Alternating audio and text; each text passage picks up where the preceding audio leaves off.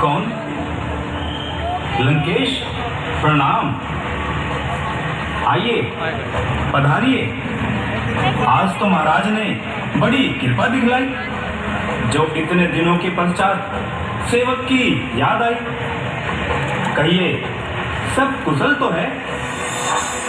हाँ, वैसे तो सब कुशल से है, लेकिन आजकल मुझ पर एक आपत्ति आई है। आपत्ति? देवता और दानव के स्वामी पर आपत्ति? स्वर्ग, पृथ्वी और पाताल के स्वामी पर आपत्ति? क्या कहते हो दानवेश? ठीक कहता हूँ भाई। आपत्ति का नाम ना जानने वालों पर भी आपत्ति आ ही जाती है। तो कहिए, क्या समाचार है? यदि कोई मेरे योग्य सेवा हो तो मारीच इसी समय तैयार है। क्यों नहीं, तुम जैसे वीरों पर ही हमें गर्व है। तो बतलाइए, मेरे लिए क्या सेवा है? भाई, कुछ समय से अयोध्या के दो राजकुमार पंचवटी पर आए हुए हैं। एक दिन बहन शूर्पणखा के रूप को देखकर उन दोनों की तबीयत मचल गई। उन्होंने बहुत से जाल फैलाए, किंतु जब शूर्पणखा पर कोई प्रभाव न हुआ तो वो नीचता पर उतर आए और फिर छोटे भाई ने कटार निकालकर शूर्पणखा के नाक कान काट डाले। जब शूर्पणखा अपनी सहायता के लिए खरदूषण को बुलाने गई तो उन दुष्टों ने उनको भी यम के तार पहुंचाया। तो फिर अब आप क्या चाहते हैं? यही, यदि किसी प्रकार जान की हाथ आ जाए तो इस अपमान का बदला उतर जाए। परंतु जानकी हाथ कैसे आए? हाँ, इसका भी एक उपाय है। तुम भेष बदलने में होशियार हो, इसलिए सोने का मृग बन जाना। मैं योगी बनकर जाऊंगा तो राम लखन को पहचाना, मैं सीता को हर लाऊंगा।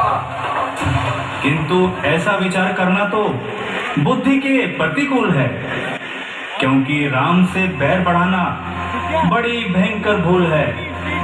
महाराज, जिसे आप नर समझते हैं वो तो तीनों लोगों के स्वामी हैं और उनकी शक्ति का मुझे अच्छी तरह से ज्ञान है। वो विश्वामित्र यज्ञ वाला नजारा सारा आंख में है। जिसने 100 योजन पर डाला वो तीर करारा आंख में है। वह नाम कान में आते ही जूड़ी सी चढ़ती आती है और चोट पुरानी बरसों की फिर आज उखड़ती आती है। उन सूर्यवंशी शेरों को माया में क्या बहकाएगा। गर गया तो पिंजरे का पंछी तीलियां तोड़ उड़ जाएगा। खरदूषण जिसने मारा है नर नहीं है, वह नारायण है। राम अवतार है शक्ति का, शेषावतार श्री लक्ष्मण है। बस डर गए? रावण जैसे पराक्रमी के संबंधी होकर डर गए? जब विश्वामित्र यज्ञ वाला बाण याद आता है तो हृदय बुरी तरह से कांप जाता है। क्या मैं यह समझ लूं कि जिसके भय से संसार कांपता है उसका मामा इस कदर कायर और डरपोक है? नहीं, डरपोक नहीं, बल्कि आपका हितैषी। विश्वास कीजिए दानवेश, जिसने आपको यह संपत्ति दी है वह आपका मित्र नहीं शत्रु है। अपनी शिक्षा को रहने दे। मैं इस प्रकार के उपदेश सुनने के लिए तेरे पास नहीं आया हूँ। क्षमा कीजिए लंकेश, मैं आपको अपना जानकर समझाता हूँ, अच्छे और बुरे का ज्ञान कराता हूँ। कपटे, नादान, भर का आदमी और कच पर लंबी जुबान, क्या जीवन से घृणा हो गई है? अगर नहीं चलेगा साथ मेरे तो सारा ज्ञान भुला दूंगा। सीता को हरने से पहले यमपुरी तुझे पहुंचा दूंगा। परंतु पराई स्त्री को चुराना कहाँ का धर्म है?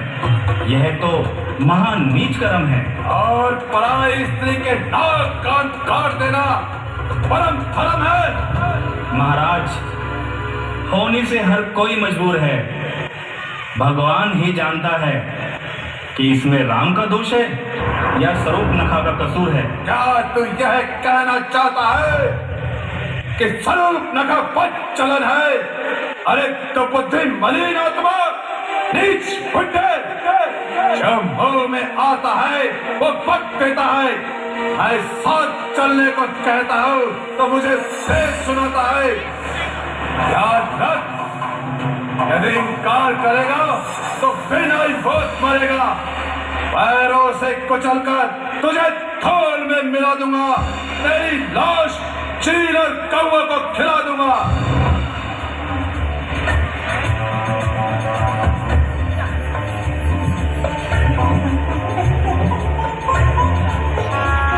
मरना तो अवश्य है। अगर नहीं जाता हूं तो इस पापी के हाथों से मरता हूं, और यदि जाता हूं तो प्रभु राम के हाथों मरकर मोक्ष प्राप्त करता हूं। फिर तो यही अच्छा है कि इस पापी के बजाय भगवान राम के हाथों ही मारा जाऊं। चलिए महाराज, सेवा के लिए तैयार है। शाबाश मालिक, शाबाश मालिक, तो बड़ा दिलेर है। आखिर तो शेरों का शेर है। चल चल, शीघ्र चल।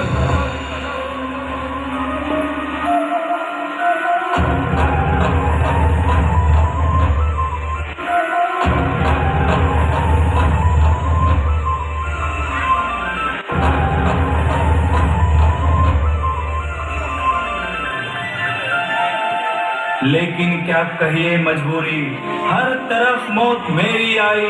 इस तरफ गिरूं तो है कुआं, उस तरफ जाऊं तो है खाई। मरना ही है तो रावण के हाथों मरना बेकार मेरा। श्री रामचंद्र के हाथों से मरकर हो बेड़ा पार